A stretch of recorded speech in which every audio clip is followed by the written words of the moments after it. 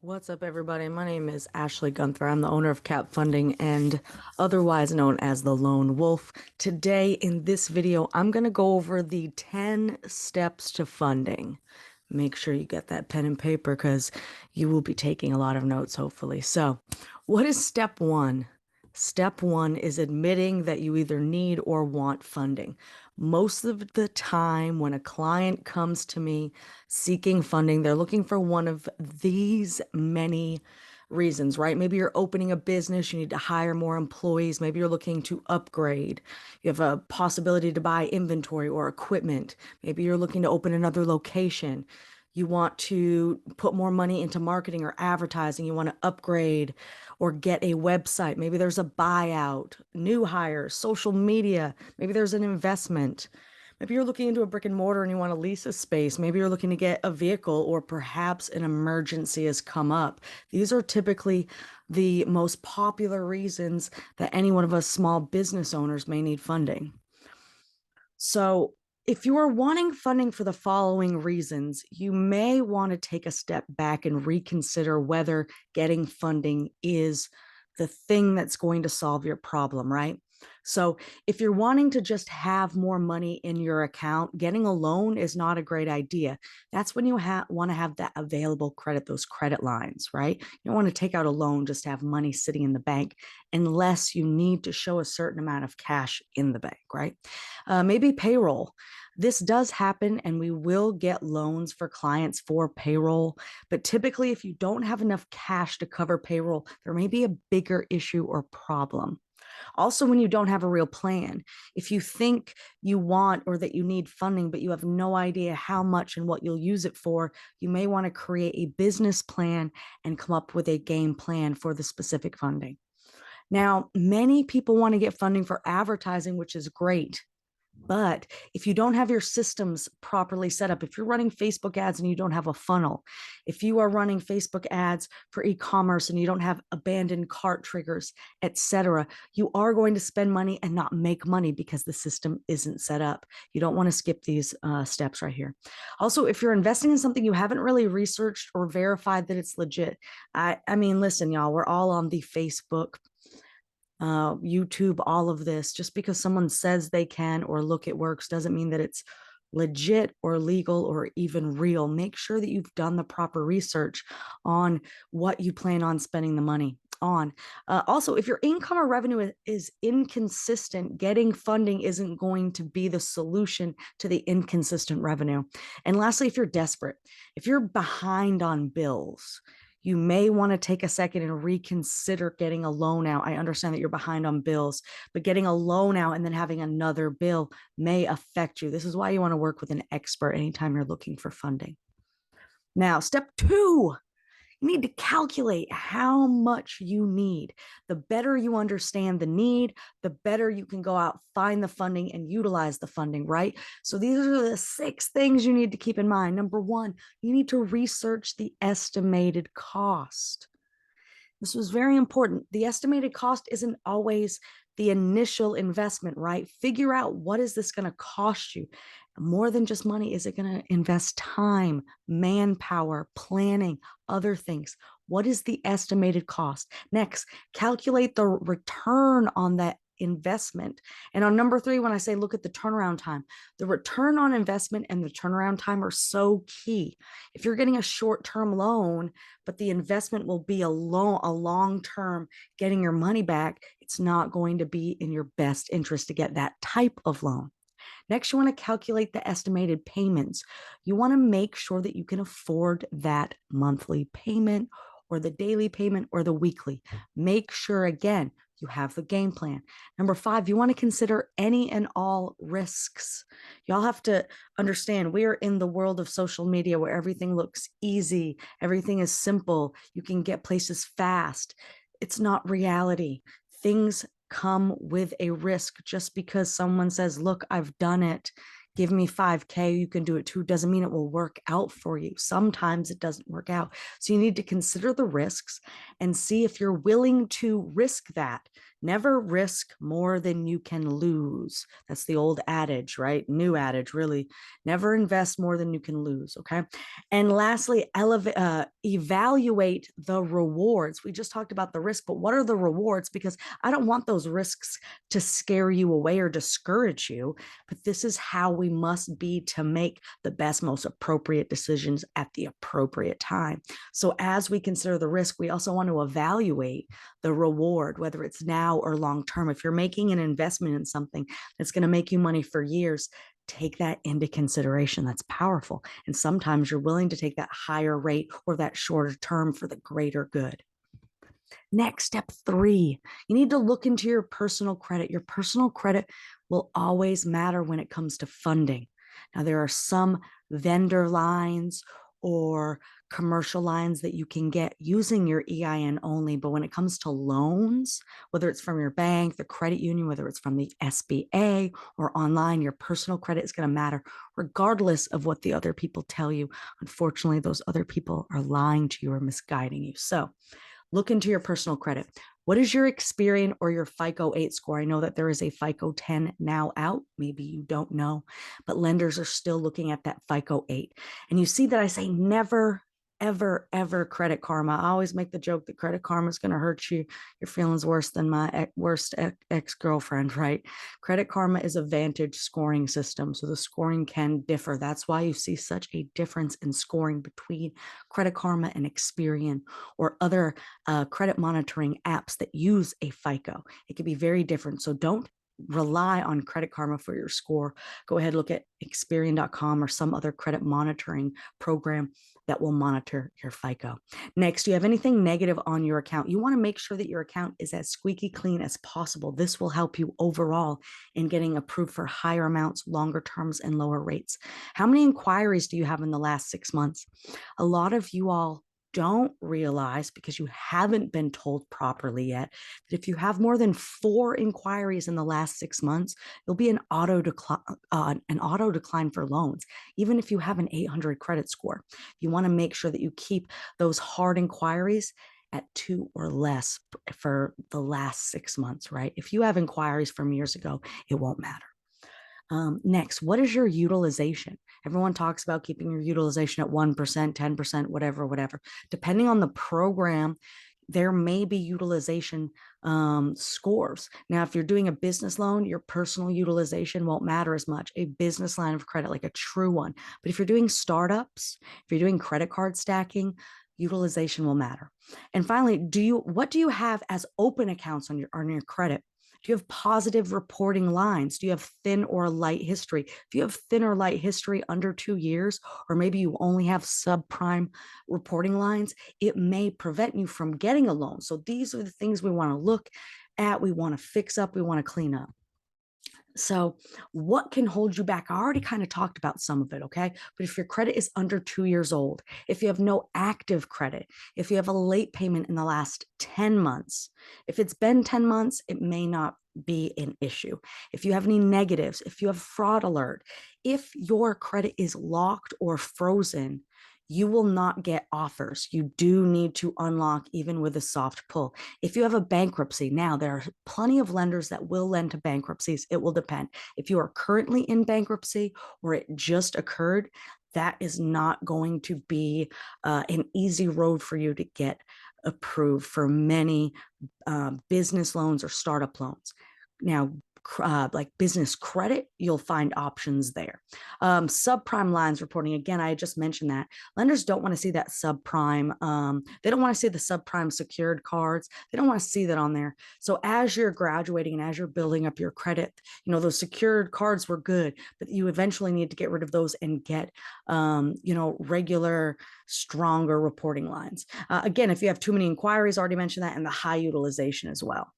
Now, step 4, we need to look into your income and your revenue, both, because if you're a startup or in business for less than 2 years, your personal income helps, matters, you can leverage it, and sometimes and oftentimes it matters more than your actual revenue in your first 2 years. So let's talk about it. What is your adjusted gross income on your 2021 personal tax return? This is a line item. That adjusted gross income is what you are telling the government and the banks that you lived off from for the whole year. So as an example, if your adjusted gross income is $12,000, you are telling the government and banks that you lived off from $1,000 a month. If you're wondering why you're not getting approved for loans, it's because you're literally telling the bank and the government that you're broke. Next, do you currently have a W-2 or a 1099? It is important that you have current revenue or income coming in. If your business revenue is low, it will be very helpful and possibly your only option to get a loan using your personal. How much does your business make per month into the business account? Unfortunately, a lot of us, when we first start out, we are using our personal account for business. This will hold you back from getting a business loan. Business loans can only go into business accounts. What is your net profit in business on taxes? Again, that net profit is what you are telling the government and the banks that you made and lived off from in your business. So again, I'll make it very easy. Let's say you put that you have a net profit of $24,000. You are telling the government and the banks that your business made $2,000 a month for the whole year. If your expenses are $3,500 a month, that means that you don't have a business making any money, or it seems that something's off. It's a really easy way to get audited. Next, like I said, are you using your personal account for business? It's one of the biggest no-nos. And what bank accounts are you using? I could go into so many layers of this particular statement because who you bank with matters. There's so many gurus out there that are teaching you to get multiple banks rapidly, to money launder and move the money in and out. Y'all, this is bank fraud. It is not a hack to use. Stay away from it. I suggest that you get a primary big business account. Chase is what I fully recommend. Once you're established business, making established revenue, go ahead and get you your Navy Federal or your PNC. Then you build from there. What does not count as income or revenue? And I touched upon it a little bit, but cash not reported or deposited. If you're running a cash business or you get a lot of cash, you don't report it. It wasn't made. You're not reporting it for taxes. So you can't use one and not the other. So you don't have that revenue. It doesn't exist. Transfers from another owned account. If you have a personal account or other business accounts and you're just transferring money in and out, that's not going to be counted as revenue. Cash App payments, Zelle payments, Venmo payments, PayPal payments into the personal account. If any of these, if you get Cash App and you automatically put it into your personal account, it will not count as revenue. And I am sorry to say that even with a Cash App business account, even with Venmo and PayPal business account, they may not count that as revenue still when you put it into your business account. They may not count it as revenue. Trust me. And if you're using online banks like Chime, there's several others. All these fintech companies are coming, and yes, it can help you if you're in the checks system. And if you don't even know what the checks system is, please look it up, CHEX. If you're using a Chime bank account, you'll get approved or pre-approved for loans, but they will not fund to that account like many others. And you'll also find that sometimes a lender will want to lend to you, but if you don't have a local bank or a well-known bank, they will not deposit that money into that bank account. So what does count as income? So your tax returns, like I said, what you put on your tax returns is what is stated as law. Next, your business bank account revenue. What is actually going into your business bank account? Your merchant processing. You need to have a merchant account. A merchant account is how you accept payments. Listen, PayPal, Stripe, Venmo, Cash App, those are payment processors. You're not protected. You're leaving your business to higher risk scores in funding because you are using these payment processors. But if you are using PayPal and Stripe, make sure that's put into your business account. It still may not count. It depends on the lender. And pay stubs. Again, I just said it, it's best to have your primary bank account be a nationwide bank. Trust me on this one. Step 5, review your business setup. If you don't have certain things set up or you don't have access to certain documents, you're not going to get approved, or you'll get pre-approved, you won't get funded. Okay, so here is the 7 things that you need to make sure you have, that you have the information clearly and correctly, and you have the documents ready. Okay. What is your business entity and start date? You need your LLC or corporation paperwork and your start date. What is your EIN number?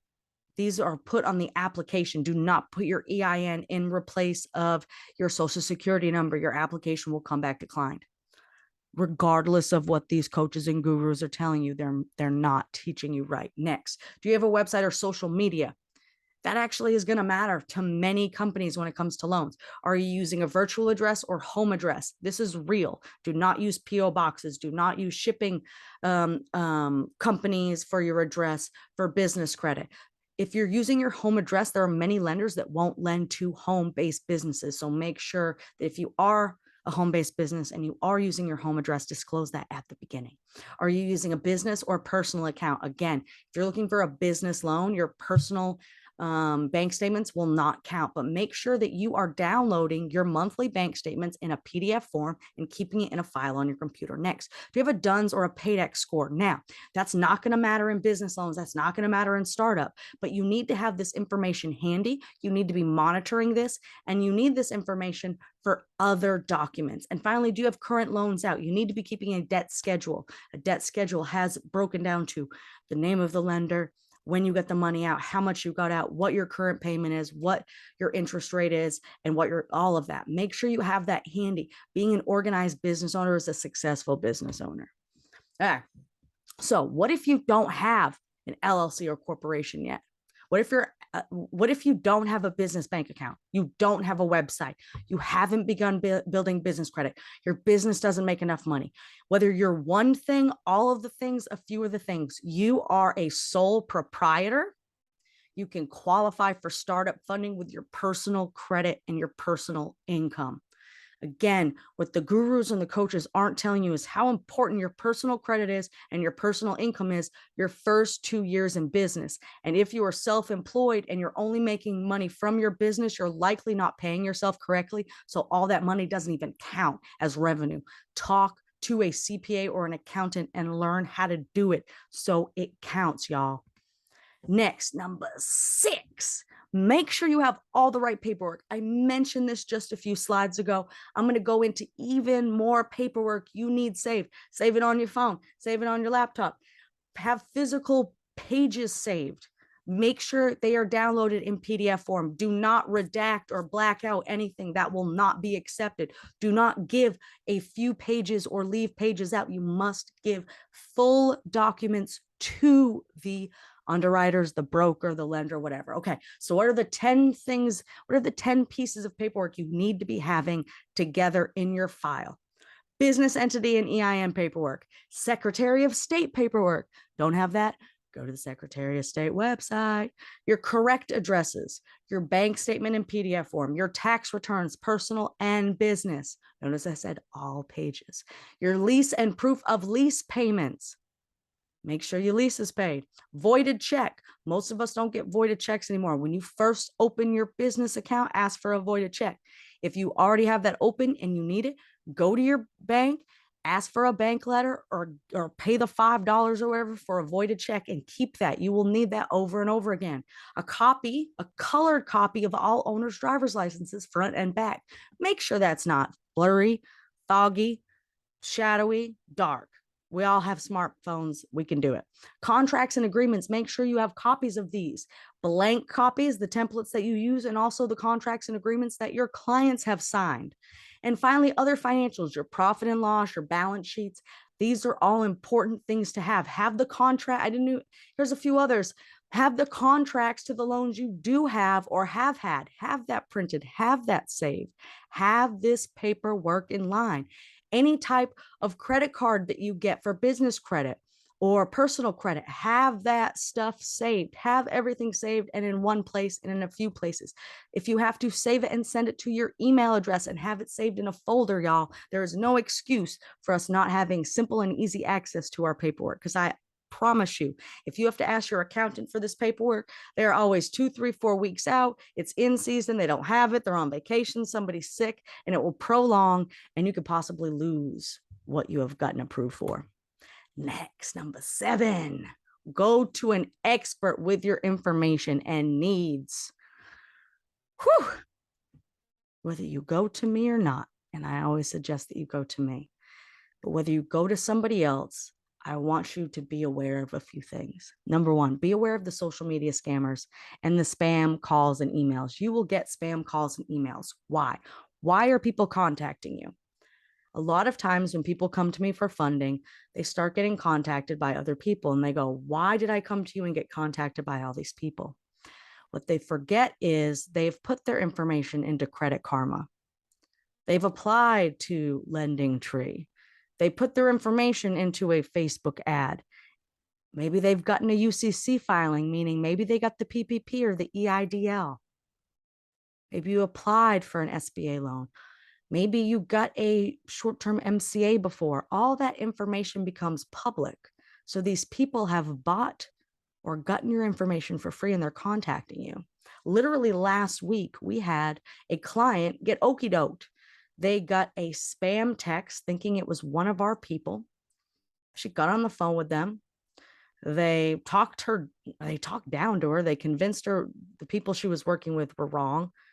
And they convinced her to apply over the phone and they hard pulled her credit. Then they said she didn't qualify. Then they told her that she needed credit repair.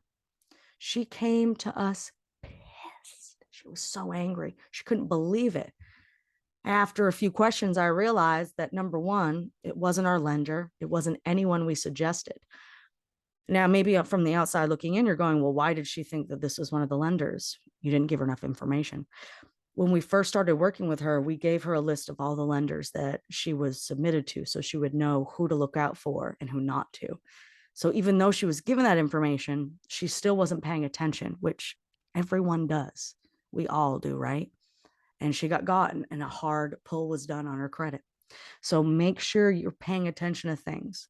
Make sure you're not getting got by these cold calls or these spams. Okay. So where do you find the experts? First of all, a lot of you think you can just go to your bank or your credit union, they can help you out.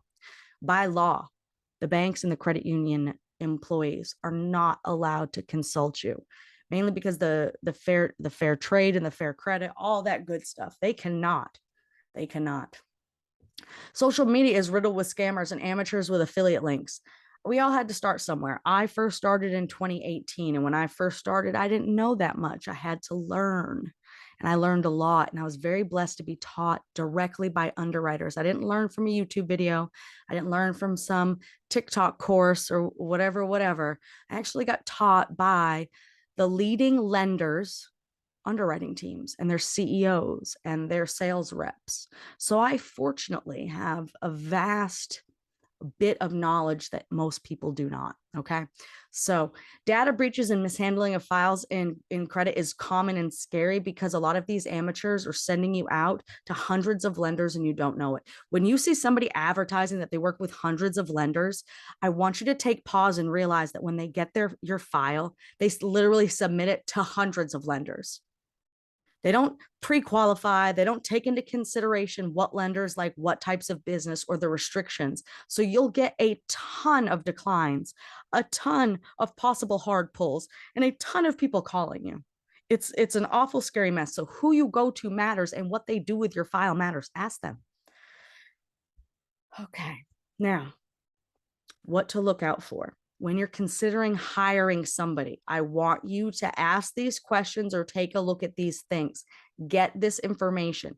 If you are asking a expert that you're considering to hire and they are not comfortable giving you this information, you should not feel comfortable giving them your money. So what to look out for? Where can I find your website? Ask them that. Where can I find your website? If they don't have a website for the business they are doing, don't do business with them. Well, why? Why don't they have a website? They're running a business. Next, what are your social media handles? Look it up. Are they business on social media or are they trashy and drama filled and you wouldn't trust them with your social security number? Next, how long have you been doing this professionally? Find out what is their experience. Where did you get your training? Find out who trained them or where they got that. What happens when you're unable to help a client? I have been teaching this for a good minute and it is a very, very powerful question. What happens when you're unable to help a client? This is when you're going to get truth. What about the people? Oh, we help every client, no matter what, blah, blah, blah. They're going to start lying to you or start doing some sales pitchy stuff. If they answer you honestly, what happens when they're unable to help a client, even if it's not an answer you like, that may earn some respect and trust? Do you have any contracts or agreements? Why are people giving people thousands of dollars without contracts or agreements? Why are you sending this money via Cash App, Zelle, Venmo? It's dangerous. Stop doing that. Stop getting yourself set up for this. Also, do you have any reviews or testimonies I can read or watch? Keep in mind, people will pay people to give false reviews and testimonies, which is actually illegal. And I posted about this recently on the Lone Wolf Facebook page. And next, do you have any licenses or certificates? Like for me, guys and gals and everybody, I don't have to have any licenses or certificates to do what I do, but I am always working and learning and understanding and growing, gaining new knowledge. People in the tax business, in credit repair, in the CPA, accounting, they all have to have licenses and certificates. So pay attention to what the people have or don't have when you're hiring them. Number 8, we're closing in. And this is the tough one. We need to be honest with ourselves. Be honest with yourself about your file and your options. Listen, y'all, everybody with a 400 credit score wants $1 million. I get that you have the $1 million idea. I get that you just need this one shot, this one opportunity, the M&M shit, right? I get that. But we have to be honest with ourselves. Do you have poor credit? If you have poor credit, stop spending money on everything but credit repair. Are you lacking income or revenue? Stop listening to these damn broke gurus telling you to quit your job and pursue your dreams. Before you quit that job, leverage that job and get a loan if you need money for the next 6 to 12 months, which you most likely will if you take your business seriously. Is your business not set up yet? Why are you looking to gain things and get things when you haven't even set the foundation of the house? You can't put the walls up or the roof on a house until the foundation is built. Are you living paycheck to paycheck? Oftentimes I have Facebook people come to me asking for funding. They want to invest in an Amazon automation or some turnkey thing. And they tell me, Ashley, I'm living paycheck to paycheck. Ashley, I'm living out of my car. Ashley, this, Ashley, that. I respect the hustle and I respect the desire, but not everything makes money tomorrow. So you need to really think about your decision. And next, like I said before, are you behind on your bills? This is a common one too, believe it or not.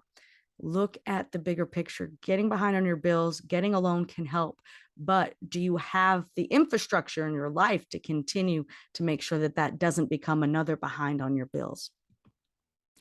Number 9, make or fix the things holding you back. Albert Einstein said that doing the same thing over and over again and expecting a different result is called insanity. I've seen insanity the last 4 years. There are people that come to me once a year asking for funding, and I ask them the few questions I need to know to help them, and they give me the same answers. And it's been 2, 3, 4 years. Let's fix the insanity. Stop avoiding the issues. Stop putting band-aids on problems, and let's fix them. Repair or improve your credit. 7 out of 10 applicants need some type of repair. And even if you're in the 600s or the 700s, it never hurts to improve. You want to always be improving your credit. Next, properly using your bank account and claim all your earnings at the very beginning. This is so important. Don't fake earnings. Claim your earnings. Earn your earnings. Stop focusing on business credit. Stop focusing on the glitz and glamour and focus on making sales. Sell your products. That's why you're in business. Next, establish business credit the right way. The right way. All these people are teaching you false ways or ways that you don't even actually have to do. A lot of these vendor lines, you need to be open 90 days.